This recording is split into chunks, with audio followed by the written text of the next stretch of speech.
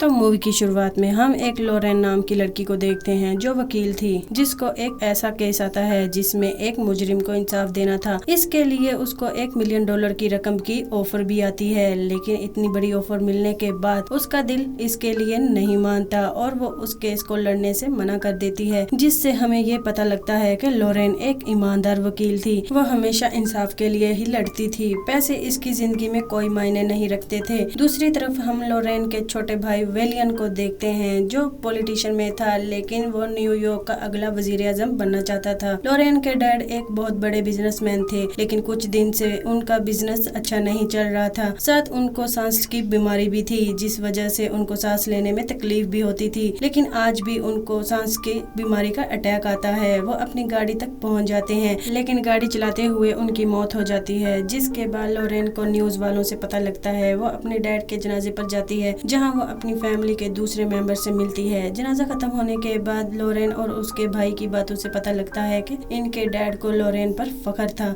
ये सब मिलकर वादा करते हैं कि अपनी मॉम से मिलते रहेंगे। लोरेन अपने डैड के ऑफिस में जाती है, जहां पर वो उसके डैड उसको चेस खेलना सिखाते थे और बताते थे कि कैसे ये गेम इस जिंदगी से जुड़ी हुई है। इस हादसे के एक हफ्ते बाद ये पूरी फैमिली एक बार फिर से इकट्ठी होती है, जहाँ पर उनका वकील लोरेन के डैड की जायदाद को उनके सामने पढ़ता है, जिस जायदाद के मुताबिक लोरेन के डैड ने लोरेन की मोम कैथलीन को कंपनी का CEO बना दिया था। साथ ही लोरेन के भाई के नाम $20 मिलियन कर दिए थे। सिर्फ लोरेन के लिए $1 मिलियन ही छोड़े थे। इसके अलावा इन्होंने $50 मिलियन मेडिकल और पुलिस वालों को दे दिए थे। जब सब चले जाते हैं, वकील लोरेन को एक पैकेट देता है, लेकिन जब वो इस पैकेट को खोलती है तो इसमें एक पेन ड्राइव और 2 चाबियां होती हैं। वो इस पेन ड्राइव को अपने लैपटॉप में लगा कर देखती है, लेकिन उसमें उसके डैड का रिकॉर्ड हुआ वीडियो था, जिसमें वो किसी तहखाने के बारे में जिक्र करते हैं, जिस राज को इन्होंने किसी को नहीं बताया था। जिसके बाद लोरेन उनकी बताई हुई लोकेशन पर दोनों चाबियां लेकर पहुंच जाती है। वहां असल में एक तहखाना था, जिसके ताले को चाबी से खोलती है। उसके बाद वो सीढ़ियों से नीचे जाती है। वहां पर वो देखती है कि वहां एक आदमी है। जिसे ही वो उस आदमी को चेक करती है, वो आदमी हिलता है। वो ये देखकर डर जाती है। वहां से भागकर वापस घर आ जाती है। घर आने के बाद वो 911 पर कॉल करने का सोचती है, लेकिन कॉल करने से पहले वहाँ उसका भाई आ जाता है। वो कहता है कि मुझे इस बात का बहुत बुरा लगा कि डैड ने सिर्फ $1 मिलियन ही छोड़े हैं। मैं तुम्हें अपने पैसों में से आधी रकम तुम्हें दे दूंगा, लेकिन लोरेन साफ मना कर देती है। दरअसल उसको पैसों का कोई लालच नहीं था।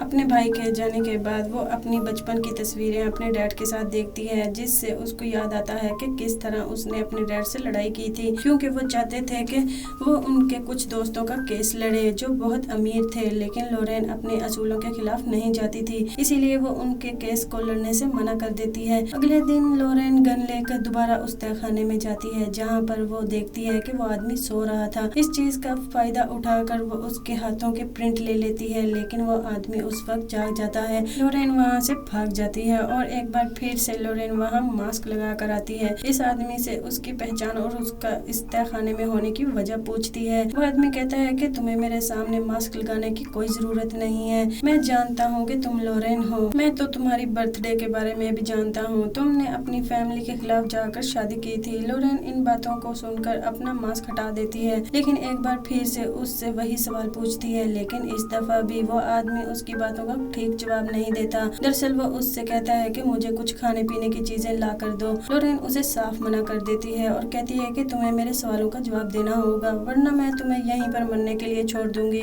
लेकिन लोरेन की धमकी काम नहीं करती। वो आदमी कहता है कि तुम ऐसा हरगिज नहीं करोगी, तुम दिल की बहुत अच्छी हो। न चाहते हुए भी लोरेन को इसकी बात माननी पड़ती है। वो इसकी बात मानकर घर वापस आ जाती है, जिसके बाद वो इस आदमी के फिंगरप्रिंट को अपने दोस्त को भेजती है, जो एक डिटेक्टिव था, ताकि वो इसकी पहचान को ढूंढ सके। लेकिन साथ ही लोरेन जल्दी से उस आदमी के बारे में जानना चाहती थी, इसीलिए लोरेन एक बार फिर से उसके पास जाती है। उस आदमी ने कई सालों के बाद इतना अच्छा खाना खाया था, इसीलिए उसकी आंखों में आंसू आ जाते हैं, क्योंकि लोरेन ने उसकी बात मानी थी। इसीलिए वो लोरेन को अपना नाम बताता है कि मेरा नाम मॉर्गन है। आज से 20 साल पहले मैं तुम्हारे डैड से मिला था। तुम्हारे डैड और मेरी आदतें एक जैसी थी। हम दोनों का शौक जुआ खेलना और लड़कियों का शौक था, इसीलिए हम दोनों की दोस्ती हो गई थी। जल्दी हम पार्टनर भी बन गए थे। एक दिन जब हम पार्टी से घर वापस आ रहे थे, तो तुम्हारे डैड ने गलती से एक शख्स का एक्सीडेंट कर दिया था जिसमें उस आदमी की मौत हो गई थी। मैं चाहता था कि हम पुलिस को सच बता दें, लेकिन तुम्हारे डैड ने ऐसा नहीं किया था। वो नहीं चाहते थे कि पुलिस को कुछ बताएं क्योंकि उस एक्सीडेंट को किसी ने नहीं देखा था, इसीलिए वो फैसला करते हैं कि वो लाश को दफना देंगे। दरअसल जब वो लाश को दफना रहे थे तो मैंने पुलिस को फोन कर दिया था, लेकिन इससे पहले मैं पुलिस को कुछ बताता तुम्हारे डैड ने मुझे मारकर बेहोश कर दिया था। जब मुझे होश आया तो मैं इस कैद में था। वो बताता है कि तुम्हारे डैड का सूफिया नाम की लड़की से चक्कर भी चल रहा था। उनको सूफिया के अंदर वो सब कुछ नजर आता था जो उनको चाहिए था, जो तुम्हारी मॉम के अंदर नहीं था। लोरेन इसकी बात नहीं मानती। वो कहती है कि मेरे डैड ऐसे नहीं थे। मॉर्गन इस सूफिया का एड्रेस भी देता है, जाओ पता लगा लो। साथ ये भी कहता है कि तुम्हारे डैड को, वकील को तुम्हारे डैड के बारे में पता था। लोरेन को इस बात से गुस्सा आता है। लोरेन वहाँ से चली जाती है। इसके बाद वो अपने दोस्त को कॉल करके मॉर्गन नाम के आदमी के बारे में पता लगाने का कहती है, लेकिन वो खुद मॉर्गन के दिए हुए एड्रेस सोफिया के पास जाती है, जहाँ उसकी मुलाकात सोफिया से होती है। सोफिया उसको बताती है कि मेरी मुलाकात तुम्हारे डैड से पोकर के एक गेम में हुई थी। इसके बाद हमारी दोस्ती भी हो गई थी। वहाँ पर एक लड़के की तस्वीर भी होती है। सोफिया बताती है कि वो तुम्हारा सौतेला भाई है। सोफिया और लोरेन के डैड का बेटा था। ये सब सच जानने के बाद लोरेन को बहुत दुख होता है। वो इस बात को बर्दाश्त नहीं करती और वहाँ से रोते हुए चली जाती है। जिसके बाद वो अपनी मॉम से मिलने के लिए जाती है। इनसे मॉर्गन के बारे में पूछती है, लेकिन वो कहती है कि मैं इस नाम के आदमी को नहीं जानती।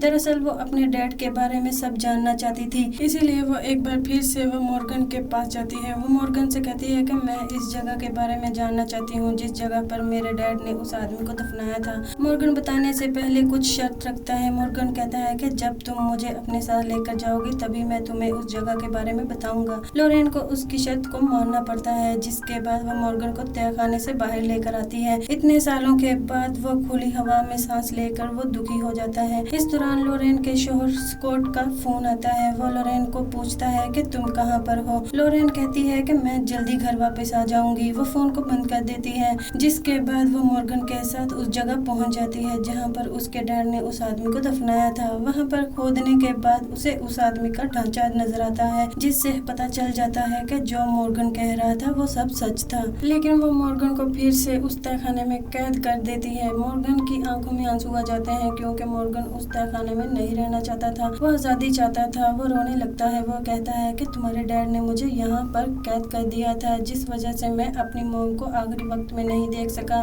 तुम मुझे यहाँ से आजाद कर दो। मैं वादा करता हूँ कि मैं तुम्हारी फैमिली के इस राज को किसी को नहीं बताऊंगा। लेकिन लोरेन ऐसा नहीं करती। वो उससे माफी मांगकर वहाँ से चली जाती है। वो जिसके बाद अपने भाई के पास जाती है, जहाँ पर वो एक केस के जरिए उसको सब बता देती है और पूछती है कि अगर किसी को आपके राज को पता हो तो उससे कैसे बचा जा सकता है। उसका भाई कहता है कि किसी को तुम्हारे राज पता हो, उसके बाहर आने से सबको आपको राज पता लग जाएंगे, तुम्हारी जिंदगी तबाह हो जाएंगी, तो ऐसे आदमी को जान से मार देना चाहिए। लेकिन लोरेन एक अच्छी लड़की थी, वो ऐसा नहीं कर सकती थी। इसीलिए बैग लेकर मॉर्गन से वो मिलने के लिए जाती है और कहती है कि मैं तुम्हें आजाद कर दूंगी, तो तुम्हें मुझसे वादा करना होगा कि तुम यहाँ से कहीं दूर चले जाओ। वो उसकी बात को मान जाता है और कहता है कि जितनी भी तुम्हारी उम्र है, इससे कई ज्यादा साल मैंने इस तहखाने में गुजारे हैं, इसीलिए इस जगह से आजाद होकर दोबारा गलती से भी नहीं देखूंगा। इसकी बात सुनकर लोरेन कहती है कि आज शाम को मैं तुमको आजाद कर दूंगी। इसके बाद वो अपने डैड के वकील के पास जाती है। मुझे एक प्राइवेट जेट,